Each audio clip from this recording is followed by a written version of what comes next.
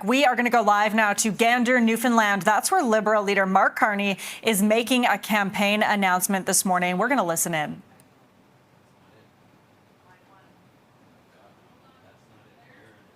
We will not that happen.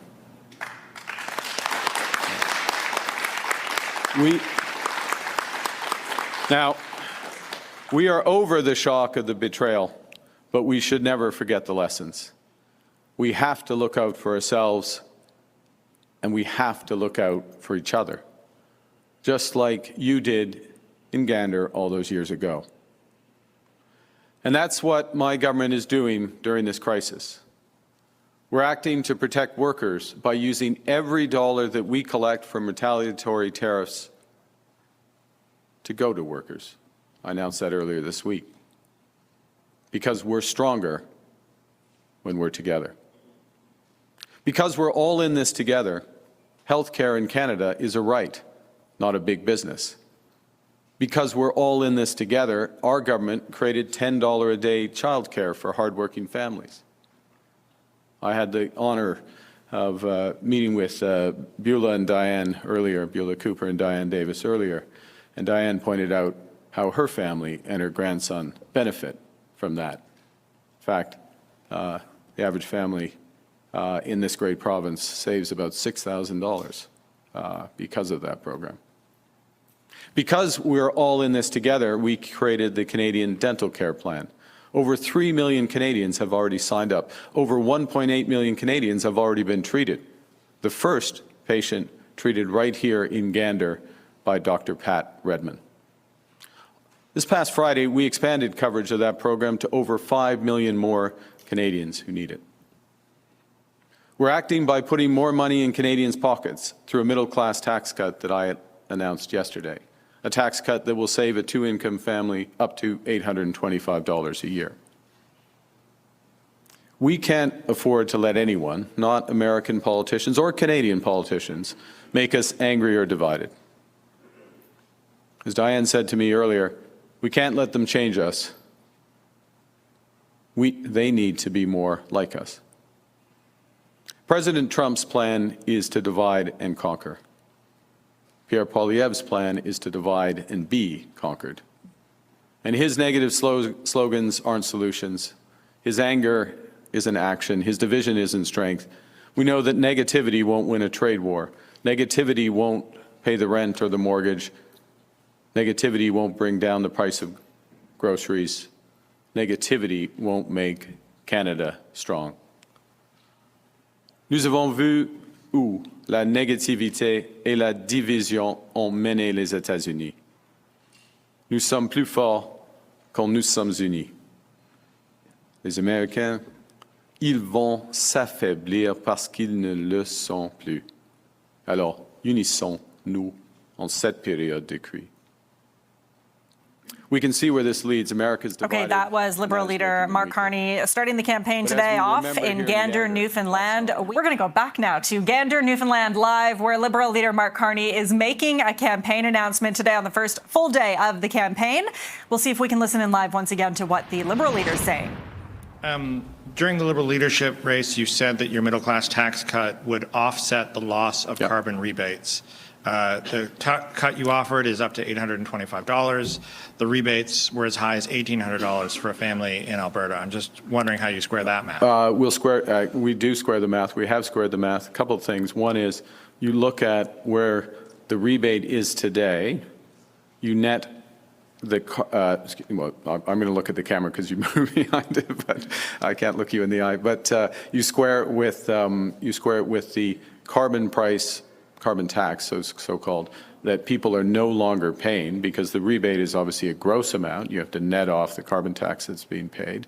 So you have our tax cut today versus that rebate and the net of the carbon tax that has gone away. Plus, we have added the rebate, an extra quarter of the rebate that goes directly to people without the carbon tax.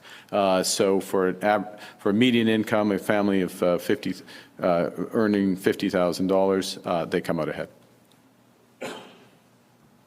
And by the way, not something that Pierre Poilievre ever mentioned when he said axe the tax for 3 years. Never mentioned the rebate, didn't acknowledge the rebate, doesn't care about that affordability. Sorry, sir. Hi, Steve Chase, Globe and Mail. Good morning. You say you're in talks with the Ethics Commissioner to set up a conflict of interest screen.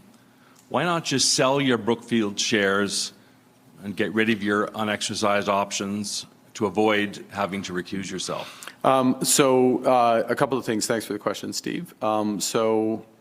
I've more than complied with all the rules, and I've more than complied with all the rules in advance, well in advance, months and months in advance of the requirements that were set up and that currently operate. By the way, requirements that Mr. Poilievre voted for when he was part of Mr. Harper's government. That's the first thing. The second is that I have divested all my assets, with the exception of cash and personal real estate, house and a cottage, into the blind trust, as is the route. It's a blind trust. I can't, what that means for those who don't follow this, I have no control over it anymore. It's a blind trust. I have no control. I cannot divest anything from it. I can't change that. The trustee manages it accordingly. I have set up screens for Brookfield and a company called Stripe that I used to be on the board of. I've set those screens up already well in advance. They'll be administered by the clerk of the Privy Council and the Chief of Staff. And as well, I have already filed months and months and months and months in advance with the Ethics Commissioner, all the detail of when the divestitures happen, all the details of those assets. So again, I've complied with all the aspects. I've over-complied, in fact, well in advance, and this is the system we have, and I'm proud that we have it because it draws a sharp contrast with what other countries have. Sorry, Steve. Back to you. As far as we know, you've not spoken to Donald Trump since you took office. No. What effort precisely have you made to speak with him? And what is your government doing precisely to prepare for the April 2nd tariffs? So with respect to the president is waiting for the outcome of the election and see who has a strong mandate from Canadians, or who has a mandate from Canadians. Is it someone who is, to quote Daniel Smith, who's in sync with him? Or is it someone who's going to stand up for Canadians? I'm going to stand up for Canadians. I hope Canadians will back me, and then we'll have a discussion on the basis of as follows, and I'll come to your second part of your question in a moment. On the basis of the following. First, respect for our country as a sovereign nation. You would expect, given what these people have done and the long history, you would think respect and friendship for Canada. I'm just looking for respect at this point, acknowledgement of our sovereign nation. Secondly, given the scale of the U.S. trade actions against steel and aluminum, which is absolutely against the terms of CUSMA, given the series of other actions and the prospective actions on the 2nd of April, we need to have a comprehensive discussion with the Americans on the broader economic and, I would say, security partnership as well. So we'll wait for that. In terms of preparations, we have done the following. We have identified a list of goods and services, but mainly goods, 155 billion of which 30 have tariffs on. So there's an additional 125 that we could put retaliatory tariffs on, depending on what the Americans do, first thing. Secondly, we have put in place those protections for workers through a series of changes to the EI, including some that were announced on Friday, so that there's no waiting period, there's no severance period. You can have job sharing, all these aspects to provide. And those will be paid for by the tariff revenues, or we won't need all of them, but some of them through the tariff revenue. Again, Pierre Poilievre, simple solution, take the tariff revenues, pocket it, have a tax cut. Third thing we've done is we have put in place major supports for our largest companies and our smaller companies, smaller ones through BDC, EDC, farm credit as well, but liquidity support and ability to change the timing of tax payments for companies as well, all of which will supply financial support if necessary in the face of that. So we done a number of things. I can go on, but I know we've got a lineup here. We've done a number of things to put us in a strong position. See, this is a fundamental mistake that the Americans are making. They think they will weaken us.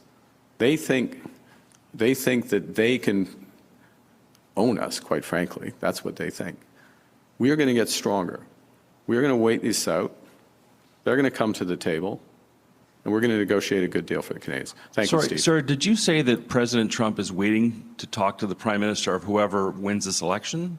Well, that's an interpretation, but I think it's a reasonable interpretation.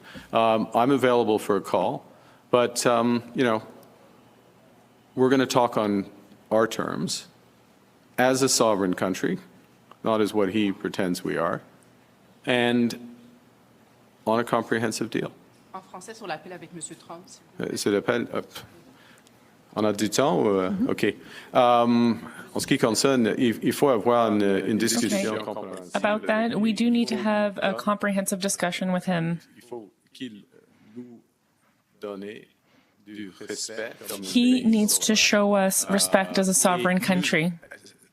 Ça suffit pour M. Trump. Il y a un autre aspect. And that's enough for Mr. Trump. And there were other aspects of my answer, but we have to move on. La presse canadienne, Good morning, Mr. Carney. vous continuez d'être questionné sur vos avoirs et vos... You continue to be questioned about your holdings and possible conflict of interest, and the Conservatives keep attacking you on that. Could this be a distraction from your campaign? And how will you ensure that it is not a distraction? Could you go even further and do more? Thank you for your question. I've already done more. And I've done more faster than is required. I had a blind trust in place already 6 months before the rules. I already disposed of my assets. I just have a house, a cottage, and my personal money. It hasn't all disappeared, but it is in a blind trust. I've already put in place a screen for Brookfield. It's already been done. And it's no surprise that the Conservative Party, it's not surprising that the Conservative Party doesn't have a lot of ideas other than just cutting taxes and cutting programs. And that's it. And slogans. That's all they have. On another topic? Is there a risk in making a shift to the right that might be considered too far to the right for some progressive liberals or NDP voters might be discouraged from voting for you, and how will you ensure a balance? Thank you for your question. We need to have a strong economy. That is necessary in order to negotiate with the Americans. But it's also necessary that we have healthcare programs, dental care, child care, all those social safety nets we have in Canada. I am a liberal. And for the Liberals, we need to have both. We need a strong economy, and we have a plan for that, and we've been implementing initiatives so that we can have a strong economy and a strong Canada. But at the same time, we need to protect the most vulnerable in our society. So you would say that you're center-right? Yes, the center, yes. Last question before going to local questions. Good morning from Radio-Canada. Conservative leader Poilievre has challenged you to participate face-to-face on TVA. Will you do that? Well, why not? There will be a debate amongst the leaders, all the leaders. Pour tous les débats, il faut avoir tous les chefs à l'embauche. All leaders are required to participate Okay, that at was all Liberal Leader debates. Mark Carney answering a number of questions in Gander, Newfoundland today. Asked about Donald Trump. That was one of the standouts. He said his interpretation is that the president is waiting for the outcome of this election before he speaks with whoever wins. And Mark Carney said that he will have a comprehensive discussion with Trump when the time comes. But he said he first needs to show respect for Canada and our sovereign nation.